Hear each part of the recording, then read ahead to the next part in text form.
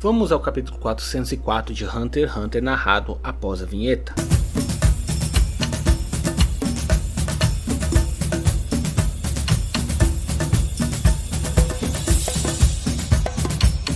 Olá pessoal, bem-vindos ao canal, e antes de começarmos esse vídeo, não se esquece, deixe o seu like, se inscreve no canal, ativa o sininho, assim vocês não perdem nada, e vamos ao conteúdo. O título do capítulo é Especulação. O capítulo 404 começa com uma conversa entre Kurapika e o terceiro príncipe Zhang Li. Kurapika sugere que a hipótese sobre a moeda mudar após 10 dias parece estar sendo confirmada. Ele explica que normalmente manter algo materializado exige um limite, mas ao transferir a posse para o público, o custo é distribuído, permitindo criações em massa. Kurapika propõe observar as moedas circulando para detectar possíveis mudanças. Um dos assistentes do príncipe nota que a moeda que ele possui tem um design diferente da que está na mesa. Zhang Li então decide transferir a moeda 10 para o Kurapika, para verificar se o design e o número vão mudar. Página 2. Kurapika reflete que evitar receber a moeda poderia gerar desconfiança, então ele aceita, ponderando que a quantidade de NEM acumulada em 10 dias não seria suficiente para uma manipulação perigosa. Após receber a moeda, Kurapika observa que o número e o design mudaram e conclui que a mudança de proprietário redefine as características da moeda. Ele então devolve a moeda ao príncipe, que confirma. O design volta ao original, mas o número se mantém em 1. Kurapika então conclui: entendo, agora tenho uma ideia sobre essa habilidade. O príncipe pede explicações a Kurapika e garante que essa habilidade não representa ameaça ao primeiro príncipe Benjamin. Página 3. Impressionado, Zhang Li escuta enquanto Kurapika explica que a habilidade da besta guardiã parece envolver a acumulação e materialização do poder do NEM. Ele acredita que se o príncipe se comportar como um aliado, isso indicaria respeito pela hierarquia estabelecida. Kurapika especula que em 6 meses ou quando a moeda atingir um valor muito alto, o dono poderá usar habilidades NEM, um meio ideal para acessar poderes sem riscos. Ele pensa que, embora a habilidade tenha baixo risco, o preço a pagar poderia envolver manipulação semi-forçada. Ele diz: habilidades que acumulam poder costumam pertencer a usuários estratégicos e inteligentes, desenvolvidas para serem úteis ao príncipe quando ele se tornar um rei.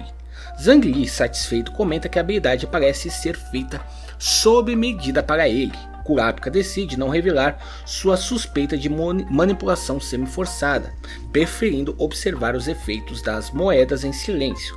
Inclusive, guarda uma das moedas que surgiram no primeiro dia. Página 4. O capítulo continua com Kurapika refletindo sobre a habilidade das moedas. Ele pensa: hoje é o primeiro dia da Batalha de Sucessão. Uma quarta-feira, habilidades de NEM que dependem de dias geralmente começam a contar como 1. Se as moedas surgiram no domingo, já deveriam ter 2 moedas de 10. Kurapika também supõe que alguém que entendeu o funcionamento das moedas está ocultando isso do terceiro príncipe e decide investigar o histórico de guarda para saber quem estava presente no momento que a moeda apareceu. Após Kurapika explicar sua teoria, o terceiro príncipe Zhang Li responde: essas informações foram extremamente úteis, Kurapika. Com elas posso focar no futuro dos meus irmãos. Kurapika sugere que o príncipe acumule mais moedas para testar outros efeitos, ao que Zhang Li concorda com isso. Página 5. Kurapika acrescenta que o próximo treinamento pode trazer mais insights. O príncipe Zhang Li responde que aguardar não é problema, mas que eles devem ter cuidado com o quarto príncipe. Em pensamento, Zhang Li reflete: não considero você um igual, Kurapika. As informações são apenas o preço para manter o 14º príncipe seguro. Kurapika entende que o apoio do terceiro príncipe é vantajoso, mas arriscado.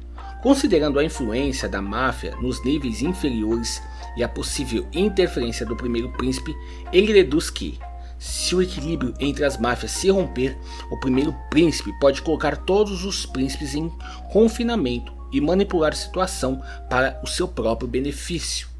Página 6. Kurapika pondera que talvez seja mais seguro onde os guardas se vigiam mutuamente do que ficar isolado e expostos aos ataques do primeiro príncipe.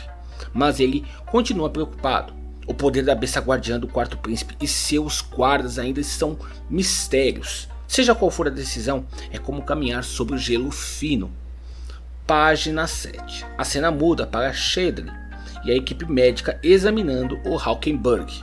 Os médicos notam que ele não reage a estímulos e Shedley instrui. Pode ter ocorrido uma lesão. Preparem exames de sangue e uma tomografia urgentemente. Verifiquem também com os guardas sobre a condição dele nos últimos dias.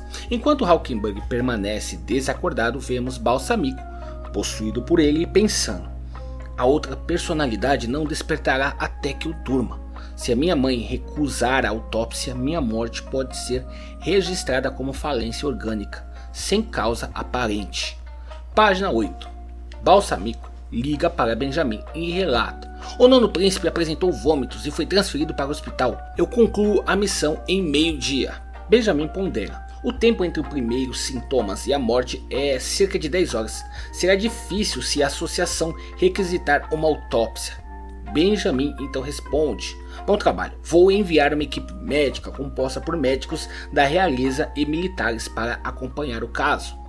Balsamico confirma a instrução, enquanto Hawkenberg, em seus pensamentos, registra: a hipótese sobre a transferência de personalidade entre soldados do primeiro príncipe e Sumidori foi confirmada. O número de identificação de Sumidori após o despertar da habilidade corresponde a Shikaku. Esse é o fato. A personalidade transferida não pode coexistir com a original. A prioridade é que quem ativou a habilidade, Sumidori, impede o despertar de Shikaku. Esse sistema de prioridade se baseia em um voto de auto-aniquilação. Página 9. Hawkenberg reflete sobre a sua habilidade de troca forçada de personalidade.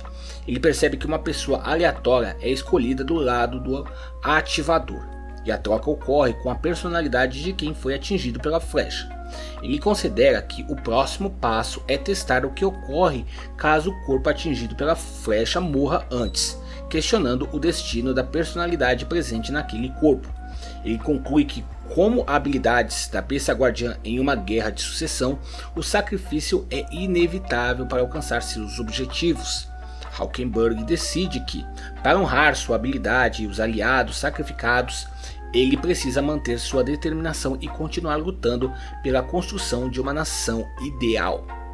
Página 10. Ainda em pensamentos, Hawkenberg pondera sobre a baixa chance de trocar de personalidade com o capitão, algo que ele já previra com verificações feitas pelos soldados do primeiro príncipe.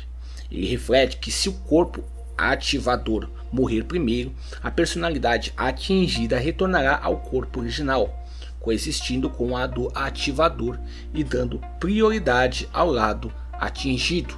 Ele decide então tomar um sedativo no corpo do capitão antes de sua morte, assegurando que sua própria personalidade se mantenha no controle por cerca de 10 horas após a morte do nono príncipe. Ele reafirma sua determinação. A guerra de sucessão e sua próxima jogada estão próximas, e ele precisa concluir seu plano antes que o tempo se esgote. Página 11. A cena foca em Hawkenberg deitado e absorto em seus pensamentos, enquanto Benjamin, Camila e Zhang Li também aparecem. Em seguida, o quarto príncipe surge na narrativa. Alguém comenta sobre a frase: o nível é uma escada, não uma rampa, enfatizando a dificuldade e a determinação necessária para alcançar grandes feitos. Página 12 e 13. O quarto príncipe comenta que não conseguiu reduzir o tempo como esperava, o que quase o fez desanimar. Em pensamentos, o seu guarda reflete sobre a capacidade do príncipe em fazer algo tão incrível em 3 dias e decide se esforçar para alcançar o mesmo.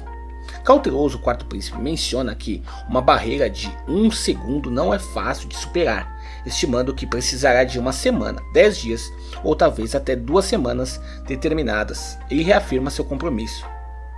Alguém observando nota que a percepção de tempo do quarto príncipe é distinta da de um mortal comum e conclui que ele não apenas está treinando, mas se preparando para algo ainda maior. Página 14. A cena mostra diversos príncipes, incluindo Tubepa, enquanto a tensão da guerra de sucessão continua a se intensificar. Página 15. Kurapika está conversando com um dos outros guardas e questiona: a propósito, por que acham que o segundo príncipe, que estava ausente antes, agora decidiu participar?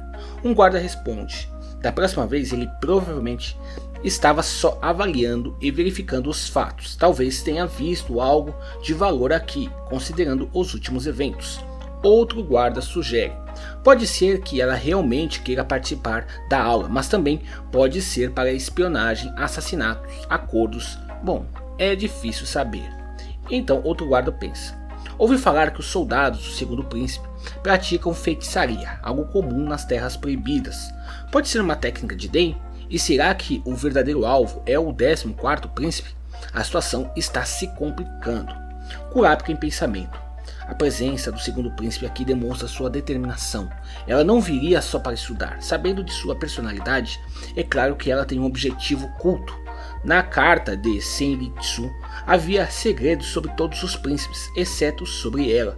Talvez ela tenha um segredo tão importante que a obrigue a agir pessoalmente. Kurapika então decide: precisamos evitar que os soldados do segundo príncipe se aproximem do 14º príncipe. Mesmo que isso complique a escala de turnos, nós dois assumiremos essa responsabilidade. Shimano, deixe as tarefas secundárias de lado e fique com a rainha e o príncipe o tempo todo. Precisamos observar os movimentos do inimigo e ainda temos o acordo com o terceiro príncipe. Todo cuidado é pouco. Então Bill responde: entendido. Página 16. A tensão continua crescendo.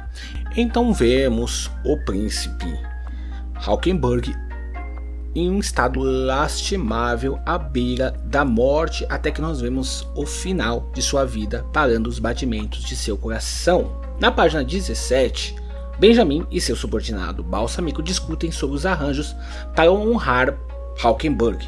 Benjamin diz: o corpo será transportado ao meio-dia. Ele subirá da terceira camada pela escadaria central até a sala de repouso na primeira camada. Balsamico responde: um anúncio público, uma despedida para os apoiadores e o transporte pelos soldados leais. Esses são seus últimos desejos do príncipe Hawkenberg, correto? Benjamin continua: sim, ele sabia que sua morte estava próxima e fez esse pedido. Vamos honrar sua vontade, mesmo sem mencionar que foi o pedido do nono príncipe. Demonstrar nosso respeito, enviará a mensagem. Tudo deve ser feito com dignidade para evitar que o luto se transforme em revolta. Informe ao juiz que todas as acusações serão retiradas para permitir que os soldados do nono príncipe o acompanhem. Balsamico responde: entendido. Estarei presente no momento em que o corpo do nono príncipe chegar. Benjamin finaliza: trate todos com respeito. Você fez um excelente trabalho. Em pensamentos: irmão mais velho, muito obrigado. Supervisionarei o funeral e o exame conforme as instruções. Página final. Na televisão, uma voz anuncia: senhoras e senhores, é com profundo pesar que anunciamos uma notícia trágica. No início dessa manhã, o nono príncipe Hawkenberg faleceu. A partir do meio-dia de hoje, o cortejo do nono príncipe passará pelas escadarias centrais rumo à primeira camada. Pedimos aos residentes da terceira camada que façam sua despedida na praça central. A cena então muda para a trupe fantasma. Nobunaga comenta: esse primeiro príncipe é protegido de alguma gangue? Feitan responde: não, não é. Finks comenta: então isso não é problema nosso, vamos para a quarta camada. Henrique conseguiu esconder o rastreador discretamente, então temos mais tempo. Mas antes de irmos ao esconderijo do Rei Li, quero confirmar algumas coisas com os outros grupos. Texto lateral: as vozes de luto anunciam uma nova onda de caos. Finks pergunta: sobre a Rei Li? Nobunaga responde: exatamente. Feitan comenta: inútil. Por que questionar o inimigo se vamos eliminá-los de qualquer jeito? Nobunaga responde: é claro que importa. Precisamos saber como vamos lidar com eles. Dependendo da resposta, isso pode se tornar uma guerra total. Feitan diz: além de inútil, isso é perda de tempo. Finks provoca Nobunaga: Esse é seu apego ao inimigo e imaginação fértil são bem estranhos. Nobunaga responde sorrindo. É melhor prevenir do que remediar, mas se a minha intuição estiver certa, eu vou descontar tudo em vocês. Fim do capítulo 404 e texto. No próximo capítulo, a trupe fantasma também começa a se mover. E é isso. Esse foi o capítulo narrado 404. Se gostou do vídeo, deixe o seu like, se inscreve no canal, ative o sininho. Até a próxima. Valeu!